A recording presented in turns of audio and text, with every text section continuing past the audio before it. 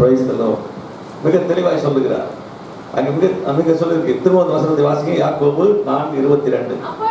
Sorry, யாத்ராகமம் 4:22. பார்வோனோடு, இது எங்க போய் சொல்லு? மோசேட்ட சொல்லி அனுப்புறாரு. நீ பார்வோன்ட்ட போய் சொல்லு. என்னன்னு சொல்றாரு? இஸ்ரவேல் என்னுடைய குமாரன், அவன் சிரேஷ்ட புத்திரன். ஆமென். நீ போய் பார்வோன்ட்ட சொல்லு, எகிப்தில இருந்து இஸ்ரவேல் ஜனங்களை என்ன செய்ய மாட்டேங்கிறான், அனுப்ப மாட்டேங்கிறான்.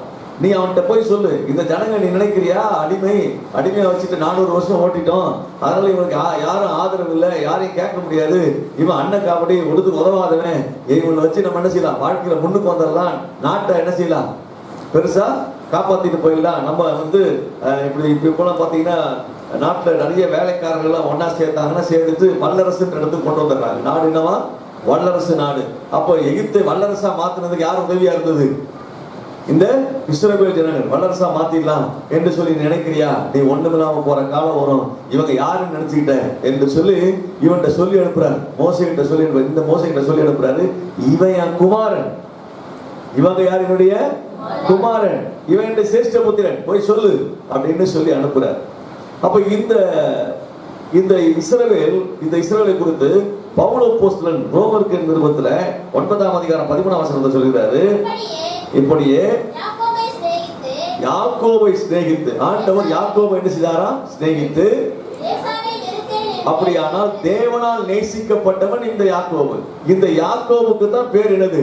இஸ்ரவேல். அப்ப இந்த இஸ்ரவேலை தான் இவன் என்ன செய்யறான்? இந்த ஜனங்க 12 கோத்திரத்தார். அந்த 12 கோத்திரத்தார் தான் இப்ப எங்க இருக்கிறாங்க? எகிப்துல அடிமையா இருக்கிறாங்க. இப்ப அவங்கள பார்த்து இவங்க சொல்றாரு, ஆண்டவர் சொல்லி அனுப்புறாரு அவன்கிட்ட, இவன் என்னுடைய குமாரன். இந்த ஜனங்க யாரு? என்னுடைய குமாரன். இவன் யாரு? இவன் என்னுடைய சிரேஷ்ட புத்திரன் அப்படின்னு சொல்லி அனுப்புறாரு. குமாரன்னா என்ன அர்த்தம், சிரேஷ்ட புத்திரனா என்ன அப்படிங்கறத நாம இன்னைக்கு பார்க்க போறோம். அது மட்டும் இல்ல, இதன் நிமித்தம் நமக்கு என்ன ஆசீர்வாதம் என்பதை நாம் என்ன செய்வோம் இன்றைக்கு இந்த காலவளையில நாம் சிந்திக்கலாம். அப்ப என்ன சொல்றாரு நீங்க பாருங்க, ஏசாவை நான் வெறுத்துட்டேன், அவன் வேண்டாம். அப்ப ஏதோமியன் வேண்டாம், சேயீர் மலை தேசத்தான் வேண்டாம். அவன் யாருக்கு பிறந்தவன்? யாக்கோபுக்கு பிறந்த பிள்ளைதான். அவன் நமக்கு வேண்டாம். ஏன்னா அவன் என்ன செய்யல, கீழ்ப்படியாதவன். அவன் என்ன செய்யல, அவன் கொலைவெறி பிடித்தவன். ஏன்னா தன் சகோதரனை கொலை பண்ண தேடிட்டு இருக்கான், கொலைவெறி பிடிச்சவன். அவனை நேசிக்கல. யார் தான் நேசித்திருக்கிறேன்? இவனை தான் நேசித்திருக்கிறேன் என்று யாக்கோபை குறித்து ஆண்டவர் சொல்லுகிறார். ஆமென். ஆனா இந்த யாக்கோபு தேவனால் நேசிக்கப்பட்டதான இந்த ஜனம் இப்ப எங்க இருக்குது? 400 வருஷம் எங்க இருக்காங்க? எகிப்துல அடிமையா இருக்கிறாங்க. அப்ப நான் கேட்கிறேன், நம்ம சில நேரத்துல கஷ்டப்படுறோம், உபத்திரவப்படுறோம், பாடு அனுபவிக்கிறோம், எனக்கு ஒரு விடுதலையே இல்லையான்னு நம்ம கேட்டுட்டு இருக்கிறோம். ஆனாலும் நீ யாருடைய பிள்ளைதான்? சொல்லுங்க, யார் தான்? யாருடைய குமாரன் தான்? ஆமென். யாருடைய சிரேஷ்ட புத்திரன் தான்? ஆமென். புரியுது அவனுக்கு? இது யாருக்கு தெரியாது? இந்த அறிவு யாருக்கு இல்ல? அந்த யாக்கோபுக்கு இல்ல, அந்த இஸ்ரவேல் கோத்திரத்தாருக்கு செய்யல, இந்த அறிவு இல்ல. ஆனா இப்ப நினைப்பூட்டுகிறார், 400 வருஷத்துக்கு பிறகு நினைப்பூட்டுகிறார், இஸ்ரவேலே நீ என் குமாரன் என்று சொல்கிறார். இஸ்ரவேலே நீ என்னுடைய குமாரன், நீ சிரேஷ்ட புத்திரன். இந்த குமாரனுக்கும் சிரேஷ்ட புத்திரனுக்கும் இருக்கிற உறவு அது என்ன அப்படின்றத நான் உங்களுக்கு சொல்லணும். சிரேஷ்ட புத்திரன் என்று சொன்னால் தகப்பனுடைய அந்த ஷேரும் யாருக்கு சொந்தமானது? அந்த அவனுக்கு சொந்தம். யாருக்கு சொந்தம்? அந்த மூத்த பையனுக்கு சொந்தம். அப்ப சிரேஷ்ட புத்திரன் என்று சொன்னா மூத்த பையன். சிரேஷ்ட புத்திரனா மீனிங் என்ன? மூத்த பையன், குடும்பத்துல முதல் பிறந்த பையன், முதல்ல கற்பம் திறந்து பிறந்த பையன் அப்படிங்கிறது தான் அங்க அர்த்தம். ஆமென். அப்படியானால் ஆண்டவர் உங்களை என்னையும் கூட இப்படித்தான் நினைச்சிட்டு இருக்காரு. என்ன நினைச்சிட்டு இருக்காரு? என்னையா சொல்லு, வாய்க்கிறது சொல்லுங்க. சிரேஷ்ட புத்திரன் தான். ஆமென். குமாரன் சிரேஷ்ட புத்திரன். அப்போ தேவன் வைத்திருக்கிற ஆசீர்வாதம் இரட்டத்தனையானது யாருக்கு சொந்தமானது? இரட்டத்தனையான ஆசீர்வாதம் யாருக்கு சொந்தம்? சிரேஷ்ட புத்திரனுக்கு. யார் சிரேஷ்ட புத்திரன்? முதல் குமாரன் யாரு? நம்ம தான். திரும்ப சொல்லி நம்ம தான் அது.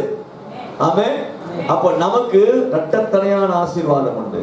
எத்தனை இரட்டத்தனையான ஆசீர்வாதத்தை தேவன் வைத்திருக்கிறார். இப்ப இந்த ஏசா என்ன செய்தா? சிரேஷ்ட புத்திர பாகத்தை இழந்து போனான். அதை பத்தி அக்கறை இல்லை. அவன் பயிற்றவங்களுக்காக என்ன செய்தான்? பசிக்காக வித்து போட்டான், கொடுத்துட்டான். யாக்கோபு கொடுத்துட்டான். இப்ப சிரேஷ்ட புத்திர பாகம் யார் கையில இருக்குது? யாக்கோபு கையில. இப்ப என்ன செய்யணும்? அப்பனே என்ன செய்யணும்? இப்ப இவன் வாங்கினது யாருக்கு தெரியாது? அப்பாவுக்கு தெரியாது. இவன் வாங்கினது யாருக்கு தெரியாது? அப்பாவுக்கு தெரியாது. பயிற்றம் கூலினால் சேஷ்ட புத்திர பாகத்தை வாங்கினது அப்பாவுக்கு தெரியாது. ஆனா அம்மா சொல்றா, நீ கொடுத்து இப்படி வாங்கிட்டடா, அது பாவம் வராது, அது தப்பா வராது, நீ என்ன செய், இவர் கொடுக்க மாட்டார் இந்த மனுஷன், ஏமாத்திமா, அதனால நீ என்ன பண்ணு, நீ ஏமாத்தாண்டா. புரியுதா உங்களுக்கு? யாக்கோபுக்காக அம்மா சொல்லி அனுப்புறா, நீ போய் என்ன செய், நீ தான் ஏசான்னு சொல்லி அவனுடைய ஆசீர்வாதத்தை என்ன செய், வாங்கிட்டு போடா, வாங்கிட்டு வாடான்னு. அதே போல போனா அந்த ஆசீர்வாதத்தை, இரட்டத்தனையான ஆசீர்வாதத்தை நான் வாங்கிட்டான். இப்போ வாங்கின பிறகு புறப்பட்டு போடுற எங்க மாமா வீட்டுக்கு. ஏன்னா இங்க இருந்தா கொண்டுடுவான். யார் கொண்டுடுவா? ஏசா கொண்டுடுவான். கொடவெறி பிடிச்சிட்டு அலைகிறான், அவன் கொண்டுடுவான். ஆனா நீ கிளம்பு என்று சொல்லி கிளம்பி கொடுக்குறேன். அப்படி போன அவனுடைய வரலாற்று பின்னணியை நீங்கள் வாசிப்பீர்கள். ஆனால் இந்த யாக்கோவை தேவன் நேசித்தான். ஆமென். தேவனால் நேசிக்கப்பட்ட மனுஷன் இந்த யாக்கோபு, தேவனால் சிநேகிக்கப்பட்ட மனிதன் இந்த யாக்கோபு. அதனால இவனுக்கு ஆண்டவர் சொல்றாரு, நீ இனி என்ன செய்ய வேண்டாம், யாக்கோபுன்னு உன்னை யாரும் கூப்பிடக்கூடாது, இஸ்ரவேல் என்று கூப்பிடணும். ஆமென். இஸ்ரவேல் என்று கூப்பிட்டார்கள். சரி, இப்போ நான் என்ன செய்ய போறேன், என்ன சொல்றேன், உலக செய்தியெல்லாம் நீங்க பார்த்துருக்கிறீங்களான்னு தெரியல. இப்ப உலகத்துல நடக்கிற செய்தியெல்லாம் இப்ப நியூஸ்ல போட மாட்டேங்கிறானுங்க. சில டிவியில தப்பா சொல்லி தரானுங்க, சொல்றானுங்க. அதனால உலக நியூஸ் நீங்க பாத்தீங்கன்னா இஸ்ரவேல் யுத்தம் பண்ணிட்டு இருக்கு. இஸ்ரவேல் செய்து யுத்தம் பண்ணிட்டு இருக்குது. எல்லாரும் யுத்தத்துல, ஆமா, சைனா ஒரு பக்கம், ரஷ்யா ஒரு பக்கம், இப்படி பல நாடுகள்லாம் ஒண்ணா இருக்குது. இப்போ இதெல்லாம் வந்துட்டு இருக்கு. நீங்க ஒரு விஷயத்த உலக செய்தி சொல்றேன், நீங்க சில புரிஞ்சவங்க புரிஞ்சுங்க, புரியாதவங்க விட்டுருங்க, அதெல்லாம் பெருசா எடுத்துட்டு போவாதீங்க. வல்லரசுன்றத வந்து இப்ப யாருன்னு கேட்டீங்கன்னா Russia, sorry, US, America. America தான் என்னது, உலக வல்லரசு. ஆனா அந்த வல்லரசு மாதிரி யார் கைக்கு வரும்னு கேட்டீங்கன்னா யூரோப்பியன் யூனியன் அல்லது ஐரோப்பிய நாட்டுக்கு வரும். எந்த நாட்டுக்கு? ஐரோப்பாவுக்கும். ஐரோப்பா தான் வல்லரசா வரும். இப்ப அங்க இருக்கிற சூழல், ட்ரம்ப் என்ன பண்ணிட்டாரு, குழப்பி விட்டாரு. இப்ப அங்கெல்லாம் என்ன செய்யாது, இனி வல்லரசு நினைச்ச முடியாது. ஆமா, ஒர்க்லோடு வேலை செய்யறவன எல்லாம் கிளப்பி விட்டாரு. பொருளாதாரம் வீழ்ச்சி அடையும். அப்படி வரும்போது என்ன செய்ய முடியாது, இப்ப என்ன பண்ண முடியாது, நான் வல்லரசு என்ன செய்ய முடியாது, சொல்ல முடியாது. அது அப்படியே இப்ப எங்க வந்துடும், ஐரோப்பாவுக்கு வரும். ஐரோப்பா வல்லரசா மாறுச்சுன்னா, புரியுதா? ஐரோப்பா வல்லரசா மாறுச்சுன்னா அதுதான் 10 நாடுகளுடைய கூட்டமைப்புன்னு வேதம் சொல்லுகிறது. அதாவது தானியேலின் தீர்க்க தரிசன புஸ்தகத்துல ஒரு சிலை இருக்கு பாத்தீங்களா, அந்த கடைசி பாதத்துல 10 விரல் இருக்கு. அப்ப 10 நாடுகள் என்ன செய்யும், ஒன்னா சேரும் அப்படின்ற மாதிரி ஒரு கணிப்பு இருக்கு பாத்தீங்களா. அப்ப அந்த 10 நாடுகள் இப்ப கூட்டா சேர்ந்துச்சுன்னா ஒரு கல் உருண்டு வரும், அந்த சிலையை என்ன செய்யும், அடிச்சு இருக்கும். அப்ப கல் உருண்டு ஓடுகிற காலத்துக்குள்ள நம்ம இருக்கிறோம். ஆமென். அப்படியானால் இந்த உலகம் முழுவதும் எழும்பி இந்த இஸ்ரவேலை அழிக்கணும்னு நினைச்சாலும் அவனை ஒன்னும் பண்ண முடியாது. காரணம், அவன் தேவனால் நேசிக்கப்படுகிறவன். அல்லேலூயா. அதனால என்ன யுத்தத்துல அவன் எவ்வளவு தூரம் அவன் காரியங்களை செய்தாலும், மக்கள் எல்லாம் எழுப்பி முழு உலகமும் ஒன்னா சேர்ந்து அவனை எதிர்த்தாலும் இஸ்ரவேலை அழிக்க முடியாது. காரணம், அவன் தேவனால் நேசிக்கப்படுகிறவன். ஆமென். சரி, இப்ப நான் அந்த செய்திக்கு வருகிறேன். இது வந்து உலக செய்தி. அப்படியானால் நீங்க பாருங்க, 8ஆம் அதிகாரம், ரோமர் 8ஆம் அதிகாரம் 17ஆம் வசனத்துக்கு வாங்க சீக்கிரமா. நாம் பிள்ளைகளானால் சுதந்திரருமாமே. இப்ப என்ன, நம்ம எதை நம்ம பார்க்கணும், இப்போ முதல் விஷயத்தை புத்திர சுவிகாரம் என்று சொல்லுகிற இடத்தை பார்க்கணும். அடுத்தது சுதந்திரவாளி என்று சொல்லுகிற 2 விஷயத்தை பார்க்கணும். சுதந்திரவாளி என்று சொன்னா அவன் யார, சிரேஷ்ட புத்திரன். என்னது, முதல் பிறந்த பிள்ளையாரு, சிரேஷ்ட புத்திரன். அந்த சிரேஷ்ட புத்திரன் தான் சுதந்திரவாளி. சுதந்திரவாளின்னு என்ன அர்த்தம் தெரியுமா? தகப்போண்டிய அத்தனை சொத்துக்கும் சொந்தக்காரர். தகப்போண்டிய அத்தனை சொத்துக்கும் சொந்தக்காரர். ஆமென். இப்ப ஆண்டவர் உங்களை என்னையும் சுதந்திரவாளியாய் வைத்திருக்கிறார். எப்படி வச்சிருக்காரு, எப்படி வச்சிருக்கிறார் அப்படின்னா இது சொல்றார். வாசிங்க அப்படியே 17ஆம் வசனத்துக்கு பிறகு வாசிங்க. தேவனுடைய சுதந்திரரும் கிறிஸ்துவுக்கு உடன் சுதந்திரருமாமே. இப்ப இல்ல 15ஆம் வசனம் படிங்கம்மா. அந்தபடி திரும்பவும் பயப்படுகிறதற்கு நீங்கள் அடிமைத்தனத்தின் ஆவியை பெறாமல் அப்பா பிதாவை என்று கூப்பிடுகிற புத்திர சுவிகாரத்தின் ஆவியை பெற்றீர்களே. ஆமென். அப்ப திருச்சபை என்பது புத்திர சுவிகாரத்தின் ஆவியை பெற வேண்டும். நீ புத்திரனா மாறணும். என்னவா மாறணும்? புத்திரனா மாறினா இரட்டத்தனையான ஆசீர்வாதம். வேதம் சொல்றது இல்லையா, இன்றைக்கே தருவேன், இரட்டத்தனையா தருவேன் சொல்றாருல, சொல்லிருக்கிறதுக்கு புத்தகத்துல. அப்ப தேவன் இரட்டத்தனையாய் ஆசீர்வதிக்கிற ஆண்டவர், இரட்டத்தனையாய் ஆசீர்வதிக்கிறவர். அப்ப அவருடைய பங்கையும் கொடுத்துருவாரு, நம்முடைய பங்கையும் என்ன செய்வாரு, நமக்கு கொடுத்துருவாரு, ஷேர் கொடுத்துருவாரு. அப்ப என்ன சொல்றாரு, அப்ப அது என்ன எப்படி கொடுக்கிறாரா, பரிசுத்த ஆவியை பெறுகிறவன் அவன் புத்திர சுவிகாரத்தின் ஆவியை பெற்றான். யாரெல்லாம் பரிசுத்த ஆவியை பெற்றீர்களோ அவர்கள் அது எதற்கு அடையாளம், புத்திர சுவிகாரத்திற்கு அடையாளம். பரிசுத்த ஆவியை பெறாதவங்க இந்த அனுபவத்துக்கு வந்துருங்க. பரிசுத்த ஆவியை பெறாதவங்க என்ன பாக்குறீங்க, பரிசுத்த ஆவியை பெறாதவங்க என்ன செய்யணும், ரட்சிக்கப்பட்டோம், பாவ மன்னிப்பு பெற்றுக்கிட்டோம், சர்ச்சுக்கு ரெகுலரா வரோம், காணிக்க கொடுக்குறோம், தசமபாகம் கொடுக்குறோம், பாஸ்டருக்கு நல்ல பிள்ளை, அதெல்லாம் வேலைக்கு ஆகாது. என்ன செய்யணும், என்ன பண்ணணும், பரிசுத்த ஆவியை பெற வேண்டும். பரிசுத்த ஆவியை பெறணும். பரிசுத்த ஆவியை எப்படி பெறலாம் என்று சொன்னா, வேதம் சொல்கிறது, ஆண்டவர் வேதம் சொல்கிறது, பிள்ளைக்கு என்ன செய்கிறானா, மீனை கேட்டா பாம்பை கொடுப்பானா, அப்பத்தை கேட்டா கல்ல கொடுப்பானா, கொள்ளாதவர்களாகி நீங்களே அப்படி செய்யல, நீங்கள் பரம பிதாவிடத்துல கேட்கிறது என்ன செய்வார் உங்களுக்கு. அப்ப நீ பரிசுத்த ஆவியை பெறுவதற்கு என்ன செய்யணும், நீங்க தான் கேட்கணும். ஆமென். எவனவன் கேட்கிறான் அவன் பெற்றுக் கொள்ளுகிறான். பரிசுத்த ஆவியை நீ பெற்றுக் கொள்வதற்கு நீ கேட்டா பரிசுத்த ஆவி கூடாது. பரிசுத்த ஆவி உள்ள வந்துட்டா உன் தரித்திரம், பாவம், அக்கிரமம், பிசாசின் கிரியைகள் எல்லாம் ஓடிப்போம். பரிசுத்த ஆவியானவர் உள்ள வந்துட்டார்னா அவன் சத்தியத்துக்குள்ள அவன் நடத்திடுவாரு. பரிசுத்த ஆவியானவர் உள்ள வந்துட்டார்னா அவனுக்கு விடுதலை வந்து சேர்ந்துடும். ஆனா இன்னைக்கு பரிசுத்த ஆவி பெற்றவர்கள் எல்லாம் பொய் சொல்றாங்க, தாறுமாறா நடந்துக்கிறாங்க. அப்படின்னா அவங்க பரிசுத்த ஆவி பெற்றார்கள், ஆனால் பரிசுத்த ஆவியை காப்பாத்திக்கல, அதனால கெட்ட வார்த்தை பேசிக்கிறான், அசுத்தமான வாழ்க்கை வாழ்றான். அவன் பிற்காலங்கள்ல எங்க போவான், எந்த ஆவி வரும் அவனுக்கு, ஒளியின் தூதன் ஆவி அவனை கொண்டு போவோம், நரகத்துக்கு நேரா கொண்டு போயிடும். நிறைய பேர் அப்படித்தான் இருக்காங்க. இன்னைக்கு நிறைய பெந்தகோஸ்து வட்டாரங்கள்ல பரிசுத்த ஆவியை ஆரம்பத்துல பெறுகிறார்கள், அதற்கு பிறகு அந்த அனுபவத்தை என்ன செய்யல, காப்பாத்திக்கிறத பொய்யின் ஆவி உள்ள வந்துருது. ஏன் அவ்வளவு தூரம் பேசி போன்றீங்க, எத்தனையோ தீர்க்கதரிசிகளுடைய வாழ்க்கையில பழைய ஏற்பாட்டு புத்தகத்துல வாசித்தீங்கன்னா ஆண்டவர் பொய்யின் ஆவி என்ன செய்கிறார், அனுப்புறாரு. நல்ல தீர்க்கதரிசிகள் தான். அப்படியானா தேவன் சில ஆட்களை வாழ்க்கை தாறுமாறா இருந்துச்சுன்னா அவர்கள் பரிசுத்த ஆவியை பெற்றிருந்தாலும் வேற ஆவி அவர் என்ன செய்யும், ஆளுகை செய்து விடும். எனவே இன்றைக்கு நீங்க புரிந்து கொள்ளுங்க, சிரேஷ்ட புத்திரனா வாழணும்னா யாருடைய ஆவி உள்ள கிரியை செய்யணும், பரிசுத்த ஆவியானவர் கிரியை செய்யணும். பரிசுத்த ஆவி எங்க கிடைக்கும் என்று சொன்னால் தேவனுடைய ஆலயத்துலதான். நீங்க வந்து முழங்கால் படிட்டு, ஆண்டவரே என்னுடைய பாவத்தை அக்கிரமத்தை மன்னியும், என்னை நிரப்ப ஆண்டவரேன்னு கேட்டா ஆண்டவர் உங்களை நிரப்ப வல்லவராயிருக்கிறார். அவர் உன்னை அபிஷேக வல்லவராயிருக்கிறார். உனக்கு தம்முடைய வல்லமையினால் உன்னை என்ன செய்கிறார், விடுவிக்க போதுமானவராயிருக்கிறார். இன்றைக்கு பரிசுத்த ஆவியானவர் உள்ள இல்லாதனாலதான் நீங்கள் விடுதலை இல்லாத ஒரு வாழ்க்கை வாழ்றோம். பாவத்தோடு போராடிக்கிட்டே இருக்கும். பாவம் உங்களை மேற்கொள்ளுது. ஒரு நேரம் பாவம் மேற்கொள்ளுது, சில நேரத்தில் நீங்கள் மேற்கொள்ளுகிறீர்கள் பாவத்தை. இப்படி போராடிக்கிட்டே இருக்கிறீங்க. ஆனா பரிசுத்த ஆவியானவர் இருக்கும்போது உங்களால் கூடுமான வரை பரிசுத்த ஆவியானவர் உங்களை ஜெயித்துக் கொள்ளவே நடத்தி விடுவார். பரிசுத்த ஆவியானவர் போதித்து உங்களை காப்பாற்றுகிறவராக இருக்கிறார்.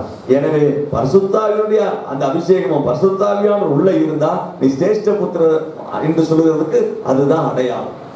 இதுதான் அடையாளம். எது அந்த வசனம் தெளிவா சொல்லுதா? அடுத்த பாசிங்க என்னவா, நாம் தேவனுடைய பிள்ளைகளா இருக்கிறோம் என்று ஆவியானவர் தாமே நம்முடைய ஆவியினுடன் என்ன செய்றார், சாட்சி. அப்போ பரிசுத்த ஆவியை பெற்றவன் யாருடைய பிள்ளை, யாருடைய பிள்ளை, தேவனுடைய பிள்ளை. யாருடைய பிள்ளை, ஆமா. அப்படியான தேவனுடைய பிள்ளைங்கிற அதிகாரம், அந்த அத்தாரிட்டி, அந்த அத்தாட்சி பத்திரம், அதுதான் பரிசுத்த ஆவியானவர். தேவனுடைய பிள்ளையா இல்லையான்றது எதை வச்சு நீ சொல்லிக்கலாம், உனக்குள் இருக்கிற பரிசுத்த ஆவியானவர் தான். ஆமென். பரிசுத்த ஆவியானவர் குறித்து எத்தனையோ தவறான போதனைகள் இன்றைக்கு பரவிட்டு இருக்கு. பரிசுத்த ஆவியானவர் குறித்து சரியான புரிதல் இல்லை அநேக சபைகளுக்கு. பரிசுத்த ஆவியானவர் குறித்த தவறான போதனைகளினால் இன்றைக்கு இழுப்புண்டு அநேக போதகர்களும் திருச்சபையும் என்ன செய்கிறது, தாறுமாறாக்கிட்டு இருக்கு. ஆனால் பரிசுத்த ஆவியானவர் என்று சொல்லுகிற ஒருவர் தான் உன்னை சிரேஷ்ட புத்திரனாக, அவனுடைய பிள்ளையாக கர்த்தர் என்ன செய்கிறார், நிறுத்துகிறார். அவர் இல்லாத பட்சத்தில் நாம் கடவுளுக்கு வர முடியாது. ஆமென். அப்போ இப்ப சொல்லுங்க, அப்போ ஆண்டவருடைய பிள்ளை என்று சொல்லுங்க, தேவனுடைய சிரேஷ்ட புத்திரன் என்று சொல்லுகிற அந்த இடம் என்னுடைய புதிய ஏற்பாட்டுல கர்த்தர் உங்களுக்கு உனக்கு என்ன செய்திருக்கிறார், யார் மூலமா வச்சிருக்காரு, பரிசுத்த ஆவியானவர் மூலமாக வைத்திருக்கிறார். சரி, இன்னொரு இடத்துக்கு நான் சொல்றேன், வாசிங்க. யோவான் 12ஆம் அதிகாரம் 1ஆம் அதிகாரம் 12ஆம் வசனம். அவருடைய நாமத்தின் மேல் விசுவாசம் உள்ளவர்களாய் அவரை ஏற்றுக்கொண்டவர்கள் எத்தனை பேர்களோ அத்தனை பேர்களும் தேவனுடைய பிள்ளைகளாகும்படி அவர்களுக்கு என்ன செய்றாரு, அதிகாரம் கொடுத்திருக்கிறார். பாப்பா. அப்ப விசுவாசிக்கிறவர்கள் யாரு, விசுவாசிக்கிறவர்கள் யாரு, சொல்லுங்க யாரு? வாய் திறந்து பேசுங்க. விசுவாசிக்கிறவர். நீங்க விசுவாசிக்கிறீங்களா? நீங்க விசுவாசிக்கிறீங்களா? இப்ப விசுவாசித்த ஆண்டவர்கிட்ட என்னத்தை வாங்குனீங்க? நான் விசுவாசித்தேன், ஆண்டவர் எனக்கு செய்தார்னு சொல்ல முடியுமா உங்களால? சொல்ல முடியுமா? 12 வருஷம் பெரும்பாடுள்ள ஸ்திரீ ஒருத்தி. எத்தனை வருஷம்? 12 வருஷம். மார்க் 5ஆம் அதிகாரத்தில் இருக்கு, வாசிங்க. மார்க் 5ஆம் அதிகாரம். கரெக்ட் தான், படி. அப்பொழுது 12 வருஷமாய் பெரும்பாடுள்ள ஒரு ஸ்திரீ அநேக வைத்தியர்களால் மிகவும் வருத்தப்பட்டு தனக்கு உண்டான எல்லாவற்றையும் செலவழிச்சு ஒன்னும் குணமாகல. அதிக வருத்தப்பட்ட போது, ஏன்னா எல்லா காசும் போயிடுச்சு, இனி என்ன இல்ல? என்ன இல்ல கையில? அப்ப விசுவாசம் எப்போ வரும்? எப்போ ஒரு விசுவாசம்? கையில காசு இருக்கிறவங்களுக்கு விசுவாசம் வராது. ஏன்னா அந்த காசை சுத்தி சுத்தி வருவேன், எனக்கு அது வரும் இது வரும், இவ்வளவு காசு வச்சிருக்கேன் நம்ம பார்த்துக்கலாம் ஒரு கை. அடுத்து சொந்த பந்தங்கள் இருக்கிற வரையும் உனக்கு விசுவாசம் வராது, நண்பர்கள் இருக்கிற வரை விசுவாசம் வராது. உனக்கு யாரும் இல்லாம அனாதையா நிக்கிற பாரு, அப்பதான் உனக்கு விசுவாசம் வரும். யார் மேல? யார் மேல? ஆண்டவர் மேல. இப்ப இவருக்கு யாருமே கிடையாது. மோசேயின் பிரமாணம் சொல்லுது, இவ யாரு இவ தொட்டாலும் தீட்டு, இவ போய் உட்கார இடமெல்லாம் தீட்டு. இவளை யாரும் என்ன செய்யக்கூடாது? தொடவே கூடாது என்று சொல்லுகிறது. அப்படியா மோசேயின் பிரமாணம் கூட இவனுக்கு என்ன செய்யல? என்ன இல்ல? இவளுக்கு சப்போர்ட்டா இல்ல, எதிரியா இருக்கு. அப்ப இப்படி எதிரியா இருக்கிற இந்த சூழல்ல என்ன செய்யணும்னு யோசித்தா. கூட்ட நெரிச்சல், இயேசுநாதர் கூட சுத்தி சுத்தி ஆட்கள் நின்று இருக்காங்க. இவ யோசித்தா, அவன் நம்மளை தொட்டாலும் நமக்கு சுகம் உண்டு, நம்ம தொட்டாலும் நமக்கு என்ன உண்டு? சுகம் உண்டு. ஏன் அவர் தொடுவானே, நம்மளே தொட்டுருவோம். என்ன செய்தான்? தொடர்ந்து கிட்ட போக வேண்டிய அவசியம் இல்லையா? கையை உள்ள விட்டு எங்க ட்ரெஸ் இருக்குன்னு என்ன செய்யலாம்? நான் கேட்கிறேன், நிறைய முறை ட்ரை பண்ணிருப்பான்னு நினைக்கிறேன். ஒரு முறை பேதுரு ட்ரெஸ் தொட்டு பார்த்துருப்பா, ஒரு முறை யாக்கோபு ட்ரெஸ் இழுத்து பார்த்துருப்பா. இப்போ ஒவ்வொருத்தரையும் இழுத்து பார்த்துருப்பா, ஒன்றும் வேலை நடக்கல. ஏன்னா எப்படியாவது இயேசுநாதர் தொட்டா நமக்கு கிடைச்சிருமியா அப்படின்னு நைசா கையை பேசி, யார் தொட்டுச்சு? யாரை தொட்டது? சட்டையை பிடிச்சா இழுத்தா? வஸ்திரத்தை தொட்டாலாம். என்ன பண்ணாலாம்? வஸ்திரத்தை தொட்டா. இப்ப புரிஞ்சு போச்சு. தொட்ட உடனே இவளுக்குள்ள ஒரு எலக்ட்ரிக் ஷாக் அடிச்சிச்சு. இமீடியட்டா அவளுக்குள்ள இருந்த இந்த உதிரை போக்கு ஊரை நினைச்சது நின்று போச்சு. ஆஹா, நான் யாரை தொட்டுட்டோம்? யார? இயேசுவை தொட்டுட்டோம், சுகம் உண்டாயிடுச்சு. இவர் சும்மா இருக்கிறாரு, யார் என்ன தொட்டதுன்னு கேட்கிறாரு. அவன் சொல்றாங்க, அறிவாளிங்க எல்லாம் சுத்தி இவ்வளவு கூட்டம் இருக்கும் போது உன்னை எல்லாம் நெருக்கிட்டு இருக்கிறாங்க, இப்ப போய் கேட்கிறேன் யார் தொட்டதுன்னு கேட்கிறேன் அப்படின்னு கேட்கிறாங்க. இல்ல இல்ல, ஏன்றது ஒரு வல்லமை புறப்பட்டு போச்சு. என்னன்றது ஒரு வல்லமை புறப்பட்டு போச்சு. அது சுகப்படுத்துகிற வல்லமை அல்லது இந்த காரியத்தை. அப்படியானால் தேவனிடத்திலிருந்து நீ என்ன நினைச்சு அவரை தொடுறியோ அது அவர்கிட்ட புறப்பட்டு வரும். ஆமென். அப்ப அவர் தொட்டு சுகம் பெற்ற உடனே அவர் சொல்றாரு, உன் விசுவாசம் பெரிது இல்ல, என்ன சொல்றாரு பாருங்க, உன்னை விசுவாசம் உன்னை ரட்சித்தது, சமாதானத்தோடு போ, வேதனை நீங்கி சுகமாயிருந்தார். மகளேன்னு கூப்பிடுறாரா பாரு. எப்போ? அப்பொழுது அவர் அவரை பார்த்து மகளே என்று கூப்பிட்டாரு. ஏமா எங்க இருக்கிற? எங்க இருக்கியா? எங்க போய்க்கியா? இல்ல, என்ன கவனிக்கணும். மொத்தம் உட்கார்ந்து தூங்கக்கூடாது. தூங்குனீங்க தண்ணி கொண்டு ஊற்றிடுவாங்க சொல்லிட்டேன். தலையிலே ஓங்கி தமான்னு கொட்டிடுவேன். என்னை பத்தி தெரியாது உங்களுக்கு, கொட்டிடுவேன். நான் கவலைப்பட மாட்டேன். நீ சர்ச்சைக்கு வந்தா வரதுனால கவலை. உட்காந்து நீங்க தூங்குறதுக்கு நீ வீட்டுல போய் படுத்து தூங்கு. வசனம் கேட்கறதுக்குள்ள வந்துட்டு பிசாசம் கேட்க விடுறானா பாரு. பிசாசம் என்ன செய்ய மாட்டேங்கிறான் உன்ன, வசனம் கேட்க விடுறானா பத்தியா? அப்ப நீ யாருடைய ஆவி ஒண்ணு ஆட்கொள்ளுது? ஆமா, யாருக்கு உடம்புல வியாதி இல்லை, இடக்கு வியாதி இருக்கு. எல்லாருக்கும் சுகவீனம் இருக்குதானே செய்யுது. ஆனா மனது உற்சாகமா இருந்தா எப்படி தூக்கம் வரும்? ஆமா, போய் முகத்தை கழுவிட்டாலும் ஆண்டவரே என்னோட பேசுன்னு கேளு. கர்த்தரோட பேசுற காலம் நேரம் இது. ஆமென். நீ இந்த நேரத்துல ஆண்டவர், அதாவது எப்படி சொல்லுவேன், எனக்கு சுகம் வேணும்னு தொட்டதுனால சுகம் பெற்றா, நான் சபிக்கப்படணும்னு தொட்டா சபிக்கப்பட்டிருப்பா. சும்மா தொட்டுதான் பாப்பமே சந்தேகத்தில் தொட்டு பார்த்தானா இருக்கிற அத்தனை வியாதியும் பெருசாயிட்டு இருக்கும். கர்த்தருடைய சமூகத்தில் உட்கார்ந்து நீ ஆசீர்வதிக்கப்படணுமே தவிர சபிக்கப்படக்கூடாது. ஆமென். பலி செலுத்தி சபிக்கப்பட்டான் ஆபிரகாம், தெரியுமா? என்ன செய்யலாம் தெரியுமா? பலியை செலுத்தி தூக்கிட்டான். கர்த்தர் சொல்றாரு, 400 வருஷம் ஜனங்க எங்க இருப்பாங்க? அடிமையா இருப்பாங்க. அந்நிய தேசத்துல அடிமையா இருப்பாங்க. இந்த 400 வருஷம் அடிமையானதுக்கு காரணம் அப்பம் பண்ண மிஸ்டேக். அப்ப என்ன பண்ணா? பலிபீடத்துல பலியை செலுத்திட்டு உட்கார்ந்து தூங்கிட்டான். உட்கார்ந்து தூங்கின வம்சமே காணாம போயிடும். ஜாக்கிரதை. சர்ச்சு வந்து தூங்குற இடமே கிடையாது. போய் வீட்டுல போய் படுத்து தூங்கு. சர்ச்சில் தூங்கவே கூடாது. ஆமென். ஆமா, உன்னை பிசாசு தூங்க வைக்கிறான், கண்ணு இழுக்குதுன்னா ஏதோ ஒரு அசுத்தாவில நீ நிரம்பிட்டு இருக்கிற. அசுத்தாவில தொற்றுக்குன்னு அர்த்தம். விடுதலையாக இயேசுவின் நாமத்தினால விடுதலை உண்டாகட்டும் உங்களுக்கு. இயேசுவின் ரத்தம் செய்யும். ஆமென். ஆமா, வசனங்கள் அப்ப மிக தெளிவாய் புரிந்து கொள்ளும். இந்த இடத்துல தெளிவாய் புரிந்து கொள்ளுகிற இடம் இப்ப அப்ப இங்க சொல்றாரு, இயேசு கிறிஸ்து என்ன சொல்றாரு? மகளேன்னு கூப்பிடுறாரு. என்ன சொல்றாரு?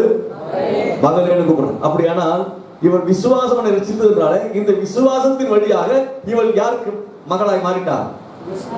தேவனுக்கு மகளாய் மாறிவிட்டார். அப்ப விசுவாசம் தான் உன்னை மகளாய் மாற்றும். விசுவாசம் தான் உன்னை மகனாய் மாற்றும். அப்படியானால் இங்கே பார்க்கிறோம், தேவனுடைய பிள்ளை என்கிற அந்த அந்தஸ்து இயேசுவை விசுவாசிக்கிறதுனால, இயேசுவை விசுவாசிக்கிறதுனால தான் நீ மகள் என்ற அந்தஸ்துக்கு வருவ. அப்ப சிரேஷ்ட புத்திரன் என்ற அந்தஸ்து உனக்குள்ள இருக்கிற விசுவாசத்தினாலே.